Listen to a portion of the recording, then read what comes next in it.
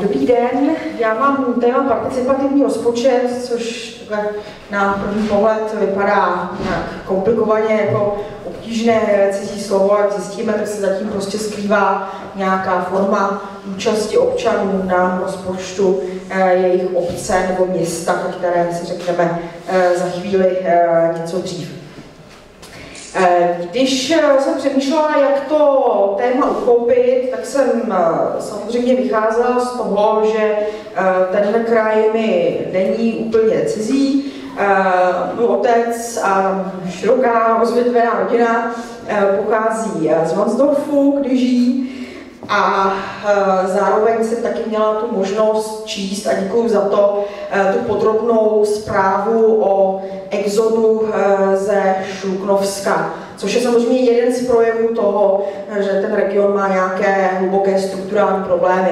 Tady už se hodně hovořilo o tom, že lokální ekonomika znamená, že to bohatství daného regionu se zvětšuje a že menší části odchází pryč. A samozřejmě jedním z těch problémů Šluknovska, ale nejenom Šluknovska, samozřejmě v rámci republiky, je to, že z něho odcházejí peníze, což je ten krátkodobý první projev, a ten dlouhodobý, který následuje po něm, je, že z něho odcházejí lidé, to znamená odchází ten budoucí potenciál.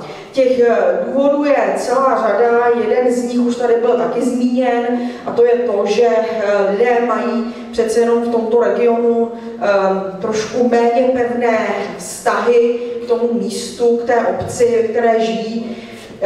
Já poměrně dost cestuji po celé republice, jenom v těch posledních týdnech Strakonice, Plzeň, Ostrava, Opava a čeká mě Znojmo, takže mám nějaké porovnání už za ty roky, a samozřejmě ta situace třeba na Jižní Moravě nebo na Vysočině je v tomhle ohledu jiná, takže tady pracujeme v nějakých trošku obtížnějších a specifičtějších podmínkách.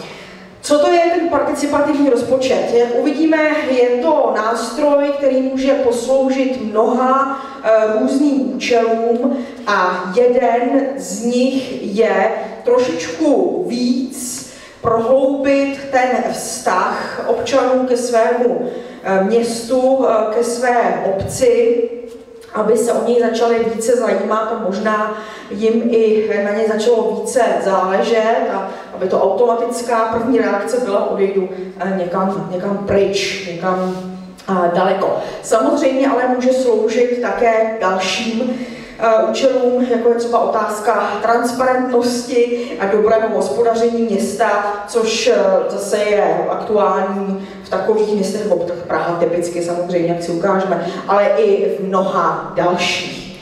Tak, participativní rozpočet je nástroj přímé demokracie, i když je to trošku víc. Ona ta participativní demokracie je přece trošku něco jiného. U té přímé vy vlastně nějakým způsobem se vyjadřujete třeba k otázce nebo otázkám, které zadal někdo jiný, když to u té participace je to jakoby ta demokracie na vstupu, to znamená ty otázky a témata tam vkládají přímo sami občané. Participativní rozpočet, neboli rozpočet, o kterém částečně přímo, nikoliv přes zastupitele, rozhodují občané, je nástroj, tady vidíte takovou tu dlouhou oficiální definici, ale tak jsem jí, aby to bylo vidět, ale vysvětlíme si, že to není zdaleka tak komplikované, jak to vypadá.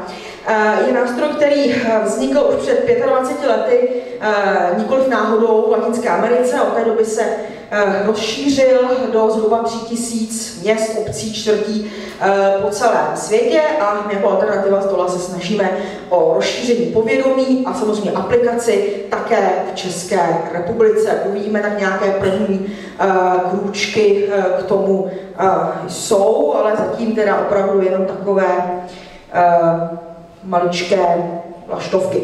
Tak já možná skočím na tu historii velmi stručně, ale s tím vás nebudu dlouho unavovat. Ten participativní rozpočet nevznikl v nějak ideálních podmínkách. To je možná Jedno z takových těch častých námitek je, že nemáme zdroje, peníze nejsou, kasa prázdná a občané nemají o čem rozhodovat. Ve většině případů se ta účast občanů rozvíjela právě ve velmi komplikovaných podmínkách. To první město bylo Porto Alegre z Brazílie, které bylo postiženo teda jednak tím, že bylo na pokraji bankrotu, bylo svázáno různými klientelistickými skupinami a právě tedy účast občanů pomohla vytipovat určité priority, tedy to, čemu by se to město mělo věnovat a postupně se také rozšiřoval ten horizont těch úvah. O co tedy jde v té praktické implementaci? Zkusíme si dát takový jakoby jednoduchý příklad a potom se podíváme na to, jakými způsoby to může pomoct té lokální ekonomice. Jde o to, že zastupitelstvo se rozhodne, že vyčlení část rozpočtu přímo pro rozhodování občanů.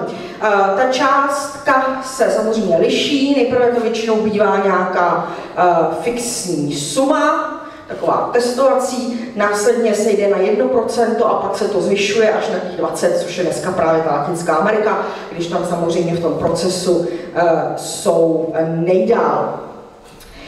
Velice důležitou součástí toho procesu jsou veřejná shromáždění, kde se ti občané setkávají, dohadují se o svých prioritách a někdy také přímo předkládají jednotlivé projekty, kterým se samozřejmě ještě dostanou. Tady už ten účel je hodně společný s tím, o čem tady bylo hovořeno v těch předcházejících příspěvcích a co nám tady, myslím, docela chybí v České republice. To znamená, a bez čeho ta lokální ekonomika nemůže fungovat, schopnost nejenom prezentovat nějakou svoji vizi nebo třeba i maličký projekt, ale samozřejmě i najít pro ten projekt nějaké další spolupracující osoby, být schopen tedy spolupracovat, dohodnout se a něco prosadit. Já jako pedagog mám tendenci v tom samozřejmě vidět takovou tu občanskou výchovu, ale v praxi, ne tu, řekněme, knižní, ale tu jaksi doopravdy skutečnou. Právě tenhle ten základ, ta veřejná shromáždění nebo ta deliberace, což je hrozně vznosná, prostě to znamená to, že se lidé spolu o tom baví a diskutují, jaký projekt z těch veřejných peněz by byl nejvhodnější nebo jaká kombinace jejich projektů je něco, co může velice významným způsobem jednak přetrhat ty klientelistické vazby, pokud v tom daném městě jsou, a samozřejmě vytvořit zárodek nějakých kooperujících spolků, sdružení, zkrátka se tam mohou potkat lidé, kteří by třeba jinak vůbec netušili, že mají nějaký společný zájem. Jakou to má souvislost s lokální ekonomikou? No, poměrně jednoznačnou, protože jak se ukazuje všude na světě, tak zkrátka a dobře lidé přicházejí s návrhy, které by na zastupitelstvu buď neměly odezvu, nebo by je to prostě zkrátka vůbec nenapadlo. A samozřejmě když se postupuje na těch veřejných shromážděních, tak se ukazuje, že to většinou jsou návrhy, které mají velmi silnou sociální dimenzi a samozřejmě taky tu lokální, protože těžko budou občané navrhovat něco, co tu jejich situaci nadále zhorší, ale naopak vytipují dosti neomylně ty jednotlivé sféry, kde se ten jejich život může zlepšit. To znamená, že ten dopad na tu lokální ekonomiku je také v té kreativitě, která v tom kolektivu může získat nějakou zajímavější dimenzi, které by třeba právě jinak nedošlo. Samozřejmě, že u některých měst a obcí je nesmírně závažný ten argument transparentnosti, protože pokud máte rozhodovat nebo spolurozhodovat o nějaké části rozpočtu, tak samozřejmě musíte tušit, jak ten rozpočet vypadá. Obávám se, že většina občanů netuší, jak vypadá rozpočet jejich města nebo obce, a tak nemyslím jenom celkovou cifru, ale i to, z čeho se skládá na straně příjmů, jak vypadá na straně výdajů, jaké jsou priority, jak se o tom rozhoduje. Samozřejmě, čím to město je větší, tím ta situace je komplikovanější. Praha je specifická, já ji zmíním jenom okrajově, protože tam samozřejmě jsme také dělali nějakou naši osvětovou činnost a myslím, že to byla Praha 10, kde jsme zjistili, že většina zastupitelů vůbec netuší, jaký je majetek té městské části, jak ho spravuje nějaký holding, co to město vlastně vůbec reálně vlastní, co ovlivňuje, kontroluje. A vůbec nebyli schopni vysvětlit, jak ten rozpočet vypadá. To znamená, ta základní část vůbec se dostat do toho, jak to město hospodaří, potom nějakým způsobem většinou vzbuzuje i trošku větší zájem o to, co by se v tom městě, obci dalo realizovat.